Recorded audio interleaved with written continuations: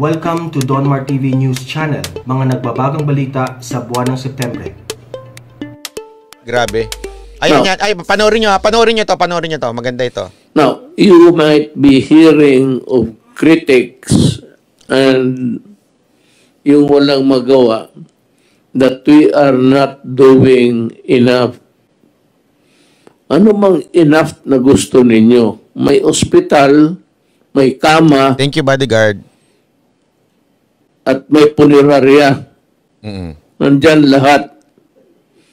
Ano pa man ang gusto ninyo? The microbes, the virus is flying around. That is why you still have to wear the mask. Hindi lang yan, kasi hindi kami maintindihan. You still have to wear the mask, pati yung sa ilong, pati sa mukha. Or something enough to cover your face. But yung plastic na ginagamit ng karamihan ngayon, yun ang pinaka tama na magawa ninyo. Huwag kayong maniwala dyan mga itong dilawan. Lalo na, I hate to mention her name, but to si Lene, kung ano man mong pinagsasabi, alam mo, Lene, kung gusto mo, if you really want to do away with the COVID, isprehan natin itong Pilipinas o Manila ng pesticide galing sa aeroplano para patay lahat. You cannot exterminate the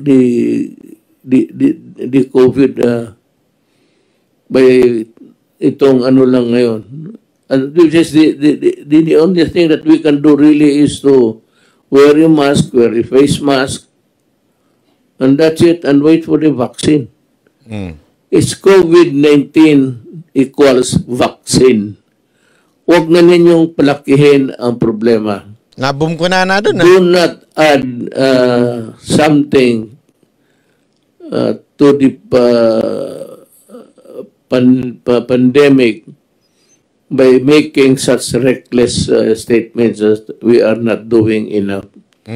Ginagawa na ni Secretary Duque yung halos na hindi na kumakain, hindi na natutulog sa trabaho. So, wag ninyo masyadong pasobrahan. And do not, I said, delude the people doing enough. Ay, yung mga bunganga niya wala na ginawa para lang to criticize at idiin ang itong administrasyon. Ay, grabe. So, yun na nga, sinabi ni Pangulong Duterte, ito, huwag na kayo maniniwala sa dilaw, ha? Gusto ko lang ulitin. Ha? At meron mga nagsasabi dito, ay, ayaw kasi bumaba ni Cayetano eh. Sa speakership eh. Sandali, sino nagsabi? Si TP. Ay naman ano. Naniniwala sa chismosong yun. Eh, chismosong bakla yun eh. Sorry, pero totoo naman eh. Saan galing? Sa source niya. Ayan din sinabi niya nun eh. O, diba? Ano sabi niya? O ano-ano pinagsasabi. Ay, kasi kita ano. Maniniwala ka ba sa taong nagsabing, DFA needs me more than I need them? Sige nga ho. Saka na, kung maniwala ka sa ganyan, eh, may pasensya ka na, nakisize ka na dito. Sorry ha, hindi ko nakakayanin yung mga ganung hirit eh. Ay, bakit ba tinira ni Pangulong Duterte ito si pangalan nito, si Robredo. O, tingnan natin tong itong kanyang, sarado natin yung ito. Ayan. Robredo Bobo Piñon. Meron tayong bagong programa, ang Robredo Bobo Piñon. Siyempre, meron na naman siyang sasabihin, di ba?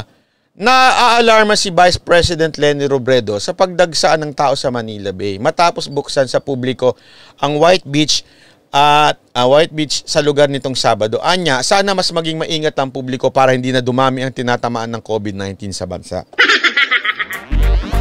Ang daming tao doon sa opening nung sa may Roas Boulevard. Iyong White Sand doon sa Manila Bay. Parang nakakatakot tingnan kasi walang social distancing. Talagang siksikan iyong tao. Talagang iyong white sand, iyong sand. Ayun, iyong white sand doon sa Manila Bay. Ha? Talagang siksikan yung iyong tao. Talagang bobo opinion no. Ayoko nang komentuhan. Pambobo lang sorry totoo naman ito pa, isa pang kabobohan Our task is to push back against these lies at every instance. Ito yung comment naman niyo sa martial law. To tell the stories of martial law and dictatorship over and over so that this generation and the ones that come after may be bound tighter through remembering. Stand tayo, hindi siya gumawa niya, no? Ang statement niya yan, no? Wala yung iyong Pag walang iyong, hindi siya gumawa niyan. At saka pag wala yung, ang sa akin lang, hindi siya gumawa niyan. Tandaan niyo yan, ha? Okay. Yan lamang po ang komento natin kay Leni Robredo. Pag wala yung, ang sa akin lang, okay? Hindi siya ang gumawa. Pag wala yung iyong, hindi rin siyang gumawa. Okay? Ang gusto niyang sabihin dito sa martial law, dapat daw pa ulit-ulitin na diktador si Marcos. Diba? Kaya pasensya kayo dahil habang nandito ako, pabubulaanan ko lahat ng paratang ninyo kay Marcos. Tandaan niyo yan. Ako ay Marcos pa rin. Marcos pa rin. Kaya sorry, mga Okinawa kayo. Mga bangsit, mababangsit. Nako, sorry. Pero kung talagang pangit noon, sige na nga, tingnan na nga lang natin kung ano mas asenso noon, yung panahon ni Marcos o panahon ni Cory. Sige nga. Yun na lang ang tanong ko, anong mas maganda nung time na yon? Anong mas mababa ang dolyar noon? Sige nga. Sinasabi ng iba, hindi, that's not the golden age. Sige nga, ilan ang nagawang infrastructure ng Marcos at ilan ang nagawa ni Cory? Paki-explain. Sige, okay, pakikinggan ko. Ilan?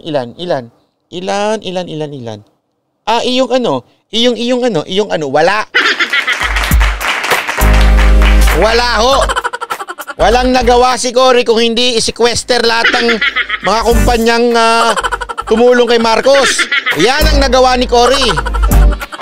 At saka nagpakulong ng media. Di ba? Ngayon sasabihin nyo, mas maganda ng panahon ni Cory at dahil diktador ng martial law. Kung ako nga ang tatanungin, dapat mag-martial law na lahat Ngayon na. Para lahat kayo, ikulong na Lahat ng mga terorista, ikulong na. Pambira, puro kayo reklamador sige. Pero ikaw, alam mo kung ano mga ginawa ni Cory? Pagbenta ng pagmamayari ng gobyerno. Tapos wala na. So lugi na kami. Saan ginawa niya? Nagkaroon tayo ng value added tax. Ikaw wala ka naman talagang nagawa. Di ba? Galingan at nangangatwiran sala mo may laman at ako. Tapos sasabihin nyo, martial law is pangit.